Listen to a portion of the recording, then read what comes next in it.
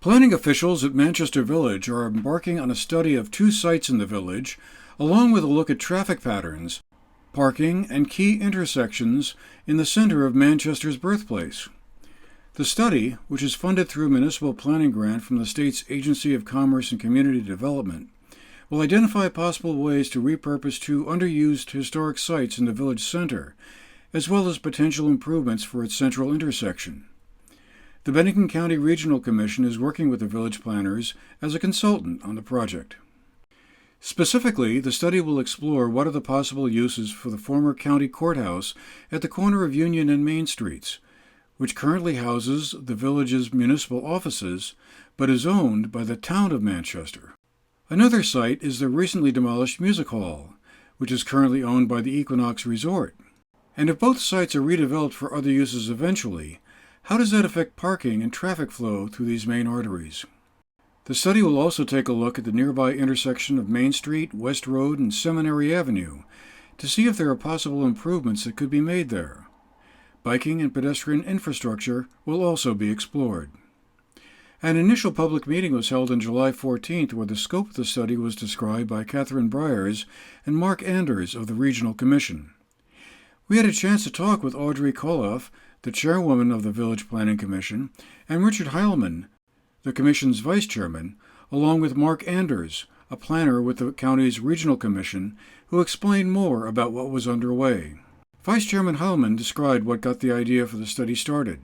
I think it is something that's been coming along for a long time, but we do have the Opera House being torn down, which leaves an open space that can be repurposed in some way. We have the courthouse that is still up in the air of what the town wants to do with it. The village really doesn't have any much control over it other than restricting zoning kinds of things.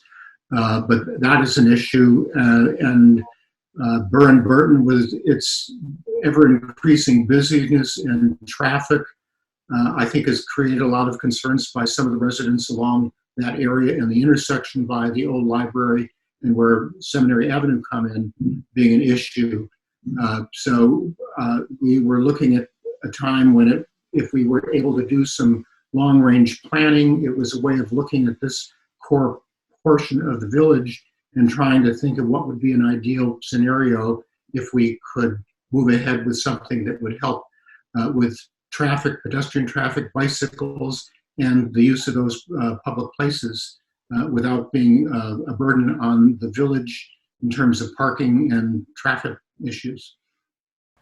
Chairwoman Koloff described some of the factors in play concerning the two sites in the center of the village. Yeah, no, it hasn't really been our purview. That's the committee headed up in the town, and I know they've been talking about a lot of different possibilities.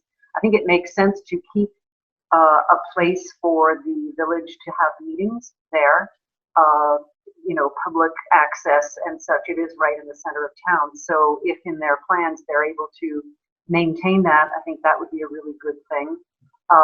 But really it comes down to whatever the purpose of the building becomes, parking has to be one of the main aspects and things that we need to resolve. And that became just so entirely clear in our meeting last week. Mark presented such a great overview of all the different parcels and access and parking for the group to look at. It just made it so plainly clear that regardless of what we would like to see, parking is a major concern and a consideration that would have to be either negotiated with the Equinox Hotel somehow in this discussion to see what can be, because it's really out of our hands, really.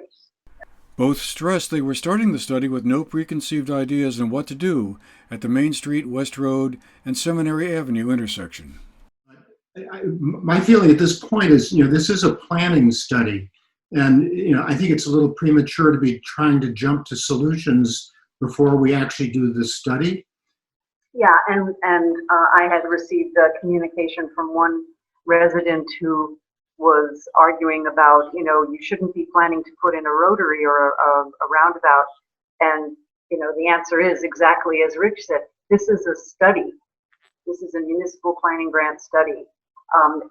No, there aren't going to be decisions that come out of it. There will be options presented.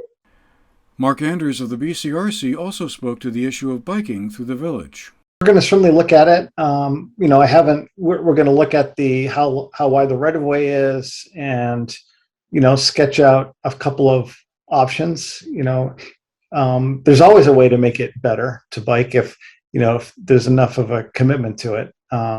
It can be expensive, and the village is such a beautiful place. We don't want to do anything that harms that. But the fact is, not a lot of people bike between the village center and downtown Manchester, even though it's a very bikeable distance. I think probably because it's not that comfortable. I've biked it myself, and as you said, it's very narrow.